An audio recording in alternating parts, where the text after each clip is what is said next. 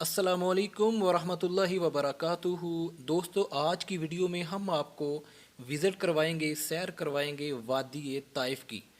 आप देख सकते हैं कि मेरे पास बैठे हुए हैं फ्रंट सीट पर, ड्राइविंग सीट पर भाई सुलेमान साहिब, और पीछे तशरीफ़ फरमा हैं, बराजमा हैं भाई अरफान अंसारी साहिब, मिस्टर अरफान अंसारी, और उनके साथ बैठे हुए हैं हज़रत मौलाना दिलशाद बिजनौरी साहिब। माशाअल्लाह। वो हादी जो ना हो सका गैर अल्लाह से खाइफ, वो हादी जो ना हो सका गैर अल्लाह से खाइफ, चला एक रोज़ मक्के से निकल कर जानबे ताइफ। जो लगता है कोई कंकर बदन पर दीन की खातिर, जो लगता है कोई कंकर बदन पर दीन की खातिर, तो दिल को वादिये ताइफ के पत्थर याद आते हैं।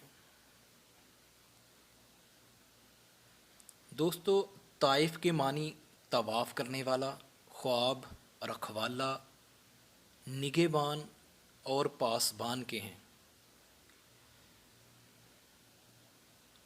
ताइफ मक्का मुकरमा से तकरीबन 100 किलोमीटर के फासले पर खूबसूरत वादी, ज़रख़ेज़ बागात और पहाड़ों से मज़य्यन इलाका है। ताइफ की आबादी तकरीबन 60 लाख से ज़ायद बताई जाती है।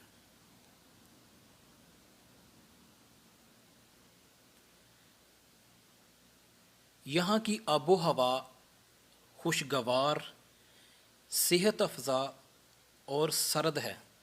यहाँ आकर हमें पाकिस्तान के पुरफ़ज़ा शहरों मरी, अयूबिया, बारा गली, नथिया गली, सवात और दीगर पहाड़ों पर वाक़या शहरों का एहसास होता है, और हमें फ़र्क ये महसूस होता है कि पाकिस्तान में इन शहरों को जाने वाले रास्ते आज भी कदीमी हैं, पुराने हैं, लेकिन यहाँ सऊदी अरब के ऊंचे ऊंचे पहाड़ों पर कायम शहरों को जाने वाले रास्ते जदीद तर्ज की शाहराहों, चौड़ी चौड़ी सड़कों और चमकती दमकती बिजली के खंभों पर लगी लाइटों से आरास्ता हैं।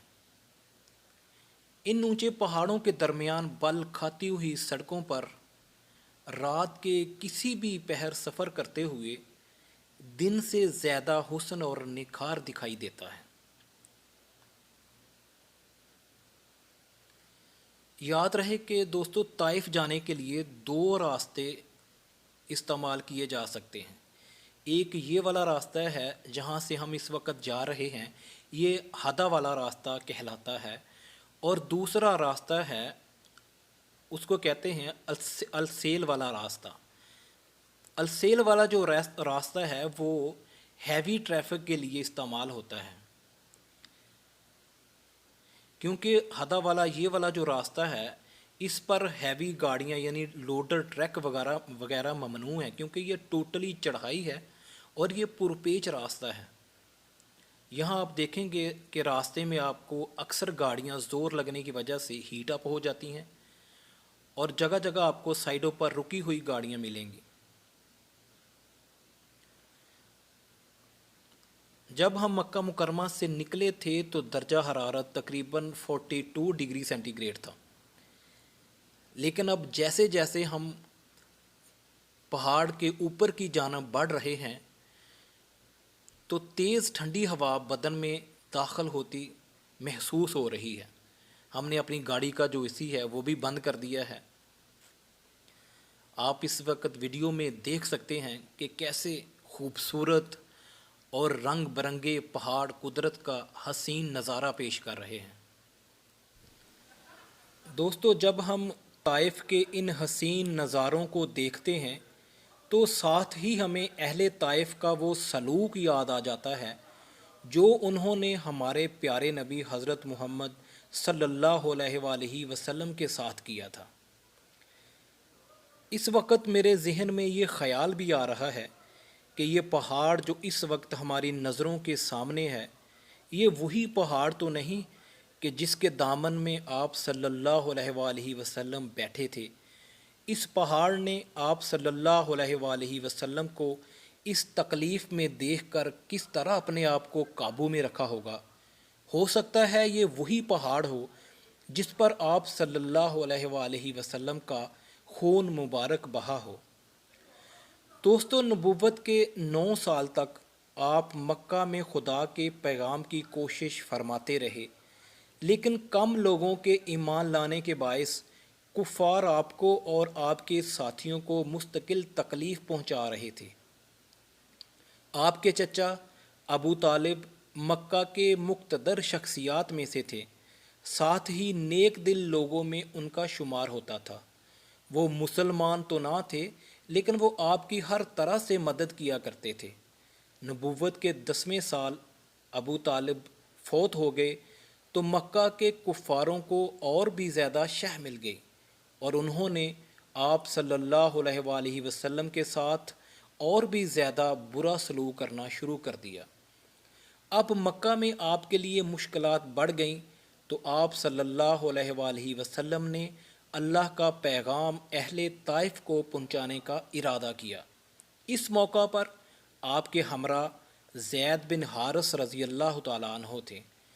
طائف سے آپ صلی اللہ علیہ وآلہ وسلم کا ایک تعلق یہ بھی تھا کہ آپ صلی اللہ علیہ وآلہ وسلم کی والدہ حلیمہ سعدیہ طائف کے قبیلے بنی سعد سے تعلق رکھتی تھیں۔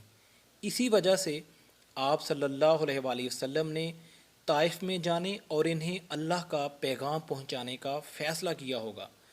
آپ صلی اللہ علیہ وآلہ وسلم کا خیال تھا کہ اگر طائف کے لوگ ایمان لے آتے ہیں تو مسلمانوں کو ان کی مشکلات سے نجات حاصل ہو جائے گی۔ چنانچہ جب آپ طائف پہنچے تو آپ نے طائف کے سرداروں اور مقتدر شخصیات کو اپنے مقصد سے آگاہ کیا۔ جب آپ صلی اللہ علیہ وآلہ وسلم نے اللہ کا پیغام اہل طائف کو پہنچایا تو وہ غصے میں آ گئے، وہ آگ بگولا ہو گئے۔ انہوں نے عرب کی مہمان نوازی کی روایات کے برخلاف آپ کے ساتھ سلوک کیا۔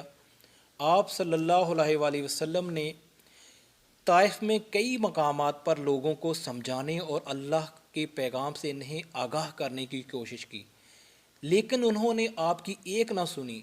جب آپ واپس ہونے لگے تو وہاں کے کچھ نوجوان اپنے بڑوں کے اکسانے پر اس قدر آپے سے باہر ہوئے کہ انہوں نے آپ صلی اللہ علیہ وآلہ وسلم پر آوازیں کسیں، تالیاں بجائیں، یہاں تک کہ آپ صلی اللہ علیہ وآلہ وسلم پر پتھروں کی بارش کر دی، جس کے نتیجے میں آپ صلی اللہ علیہ وآلہ وسلم کا جسم اطہر خون میں تر ہو گیا، یہاں تک کہ خون آپ صلی اللہ علیہ وآلہ وسلم کے پاؤں مبارک تک پہنچ گیا۔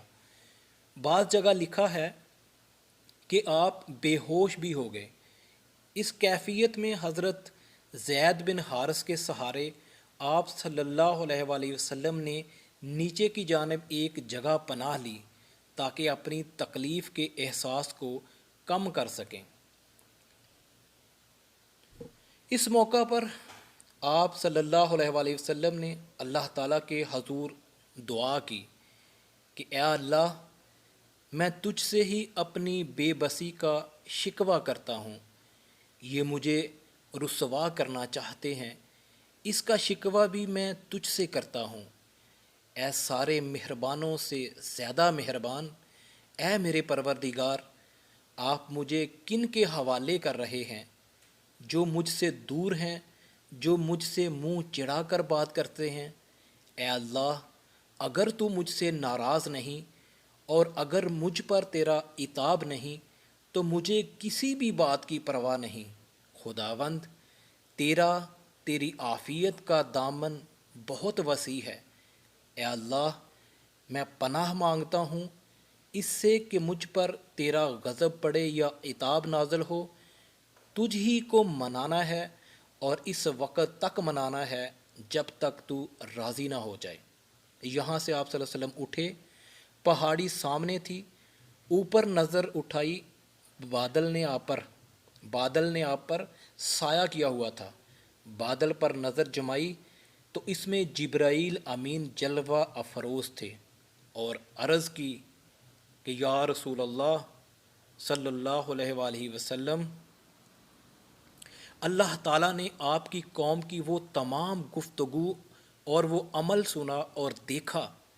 آپ نے فرمایا کہ اللہ تعالیٰ نے اس فرشتہ کو بھیجا ہے جس کا کام پہاڑوں کی خدمت ہے، آپ جو چاہیں اسے حکم دیں۔ اس فرشتے نے آپ صلی اللہ علیہ وآلہ وسلم کو سلام عرض کیا اور کہا کہ اگر آپ اجازت دیں تو ان دونوں پہاڑوں کو آپس میں ملا دوں تاکہ یہ تمام بے ادب اور گستاخ اپنے انجام کو پہنچ جائیں اور میں ان کو کچل ڈالوں۔ نبی پاک صلی اللہ علیہ وآلہ وسلم جو پورے جہان کے لیے رحمت بنا کر بھیجے گئے تھے، ان کو یہ گوارا نہ ہوا، اور آپ صلی اللہ علیہ وآلہ وسلم نے ارشاد فرمایا کہ اگر یہ بد نصیب ایمان نہیں لائے تو کیا ہوا، میں ان کی آنے والی نسل سے ہرگز نا امید نہیں ہوں۔ مجھے اللہ کی ذات پر مکمل یقین اور بھروسہ ہے کہ وہ ان کی نسلوں میں ایسے لوگ پیدا فرمائے گا جو اللہ کی توحید کے قائل اور شرک سے بیزار ہوں گے۔ چنانچہ آپ اس وقت دیکھ سکتے ہیں کہ اس شہر طائف میں آج نبی پاک صلی اللہ علیہ وآلہ وسلم کے دین کا بول بالا ہے۔ مسجدوں کا ایک وسیع جال اس شہر میں بچھا ہوا ہے، 5 وقت اذان کی صدائیں گونجتی ہیں تو ہر قسم کا کاروبار بند ہو جاتا ہے، لوگ مسجدوں کا رخ کرتے ہیں اور اللہ کا حکم بجا لاتے ہیں۔ چنانچہ جب آپ زخمی حالت میں وہاں سے نکلے تو راستے میں مکہ کے مشہور سردار عتبہ اور شیبہ بن ربیع کا باغ تھا۔ اس وقت یہ دونوں بھائی وہاں موجود تھے۔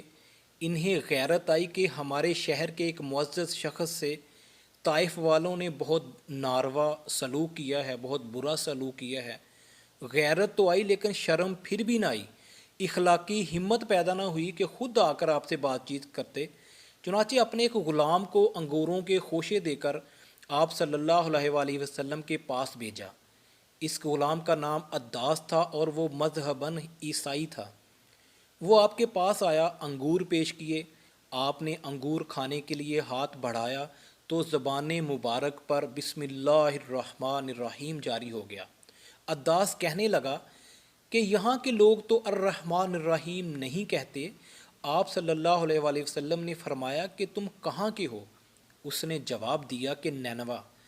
آپ نے فرمایا وہی نینوا جو میرے بھائی حضرت یونس علیہ السلام کا وطن تھا۔ وہ حیرت زدہ ہو کر پوچھنے لگا کہ آپ یونس علیہ السلام کو کیسے جانتے ہیں؟ آپ صلی اللہ علیہ وآلہ وسلم نے جواب دیا میرے اور ان کے درمیان نبوت کا رشتہ ہے، وہ بھی اللہ کے نبی تھے اور میں بھی اللہ کا بھیجا ہوا نبی ہوں۔ عداس یہ سن کر اسی وقت مسلمان ہو گیا۔ عداس کے قبول اسلام نے گویا آپ کے زخموں پر مرہم کا کام کیا۔ طائف سے واپسی پر جنات کی ایک جماعت نے بھی اسلام قبول کیا تھا۔ دوستو، سفر طائف سے ہمیں یہ سبق ملتا ہے کہ دین اسلام کی تبلیغ کے لیے انتہائی کٹھن اور مشکل حالات بھی آئیں تو ثابت قدمی اور خندہ پیشانی سے برداشت کرنے چاہیے۔ دوستو، طائف میں فروٹ کی بہت بڑی مارکیٹ ہے، جیسا کہ آپ اپنی سکرین پر دیکھ رہے ہیں۔ تمام دکانوں پر فروٹ کو انتہائی خوبصورتی کے ساتھ سجایا گیا ہے۔ اس وقت رات کا ٹائم ہے اور روشنیوں کی وجہ سے یہاں کا منظر اور بھی زیادہ حسین دکھائی دے رہا ہے۔ یہاں پر موسمی اور غیر موسمی پھل آپ خرید سکتے ہیں۔ طائف کا جو مشہور پھل ہے وہ انگور ہے۔ اس جگہ سے جہاں سے یہ منڈی ختم ہوتی ہے، یہاں سے پہاڑ سے نیچے اترنا شروع ہو جائیں گے ہم واپسی مکہ مکرمہ کی طرف، اگلی ویڈیو تک کے لیے ہمیں اجازت دیجیے. ہمیں اپنی دعاؤں میں یاد رکھیں. اللہ تعالیٰ آپ سب کا حامی و ناصر ہو. اللہ حافظ.